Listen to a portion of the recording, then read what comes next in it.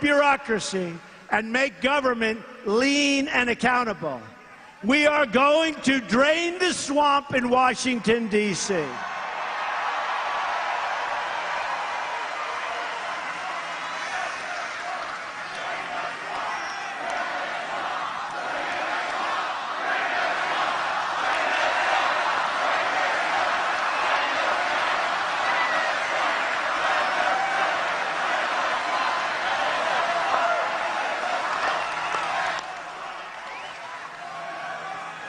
I've already imposed, I'm not sure they're too happy about it, a 5-year lobbying ban on the executive branch officials and a lifetime ban on lobbying for a foreign government. And there's another major promise I have kept to the American people. I've nominated a fantastic justice to replace the late, great Justice Scalia. His name is Judge Neil Gorsuch. And he comes from my list of 20 very, very highly qualified judges. He's an incredible, and he has an incredible resume. He's respected by all. His education is as good as it can get. His writings are truly amazing. He will be a true defender of our Constitution. So let's tell the Senate Democrats to support his nomination for the good of the country, because what's happening with the Democrats, no wonder they're doing so badly. No wonder they're doing so badly. You take a look, race after race. I just want to tell you, in case you didn't read it, of course, you're reading the fake news, but the Democrats were supposed to win the presidency. That didn't happen. They were supposed to take over the Senate. That didn't happen. And they were supposed to take over, potentially, even the House. It was going to be, 4 weeks out, the greatest defeat in the modern history of American politics. And it was, but it was for the Democrats, not for the Republicans.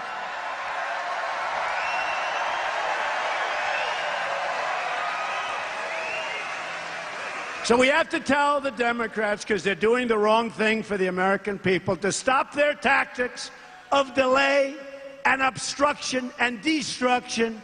They got to get on with it. My administration is also pushing ahead strongly with very historic tax reform. We are working to lower tax rates on the middle class, to reduce tax rates big league on businesses, and to make our tax code more fair and very simple for all Americans so it's understandable by everyone. Senate Democrats should work with us to lower taxes and bring back our jobs. But the Democrats want to increase your taxes very, very substantially. We're not going to let that happen. It's also time for the Senate Democrats to take responsibility for Obamacare and to work with us to replace it with new reforms that reverse this nationwide health care tragedy. It's a tragedy. You look at some states, Arizona, up 116%. And your deductibles have gone so high that you can never use it. Obamacare doesn't work. It's become totally unaffordable. Remember, they said the health care, it's unaffordable. It doesn't work.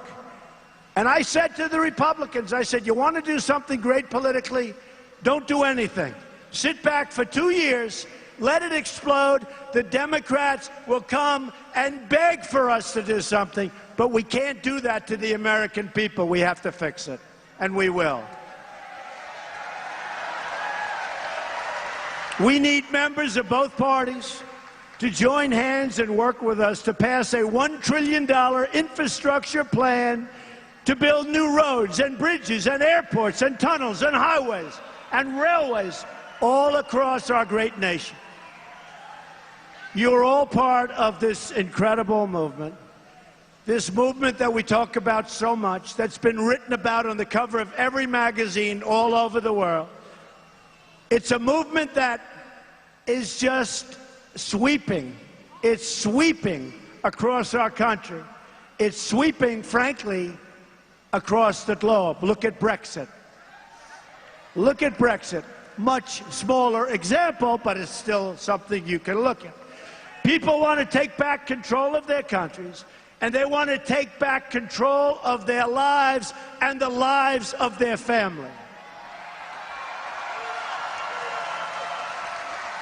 The nation-state remains the best model for human happiness, and the American nation remains the greatest symbol of liberty, of freedom, and justice on the face of God's earth. And now we have spirit like we've never had before. It's now that we have our sacred duty, and we have no choice, and we want this choice to defend our country, to protect its values, and to serve its great, great citizens. Erasing national borders does not make people safer or more prosperous. It undermines democracy and trades away prosperity. We're giving it away.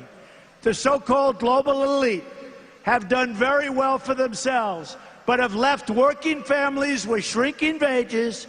Really, I mean, they are shrinking.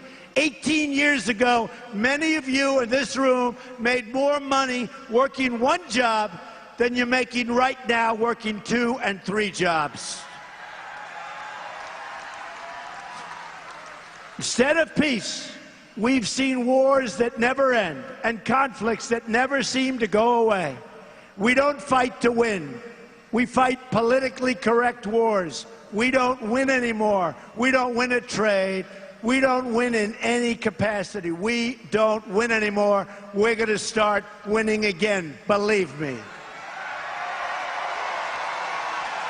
And we have the chance now, working together, to deliver change for the ages. This will be change for the ages, change like never before, to pursue real peace, real stability, and real prosperity. We want to secure our borders and protect our workers, to rebuild our military and our infrastructure, to fix our schools and restore safety to our neighborhoods, to bring hope and opportunity to our inner cities, to ensure a level playing field for all women in the workforce, to reform our tax code and remove the regulations that undermine growth and innovation, and to replace chasms of distrust with new bridges of opportunity and cooperation. We must ignore the tired echoes of yesterday's fights. We're fighting battles that no longer help us. We're fighting battles that other people aren't treating us fairly in the fight. I'm a NATO fan, but many of the countries in NATO, many of the countries that we protect, many of these countries are very rich countries. They're not paying their bills. They're not paying their bills. They have to help us. No longer are we chained down by the discredited approaches of the past. No longer must we listen to those who have nothing to brag about but failure. New circumstances demand new solutions. Americans have fought and won wars together. Our heroes have shed their blood together and lost their lives. Our citizens have raised their children together, fought for justice together, and shared common hopes and dreams from one generation to the next, stretching back to the first day of our American independence. This is our legacy. It belongs to all of you, and it belongs to every man, woman, and child in our nation. Now is the time to call upon these deep ties in the name of bold action. Let us move past the differences of party and find a new loyalty rooted deeply in our country. We are all brothers and all sisters. We share one home, one destiny, and one glorious American flag. We're united together by history and by providence. We will make America strong again, I promise. We will make America proud again.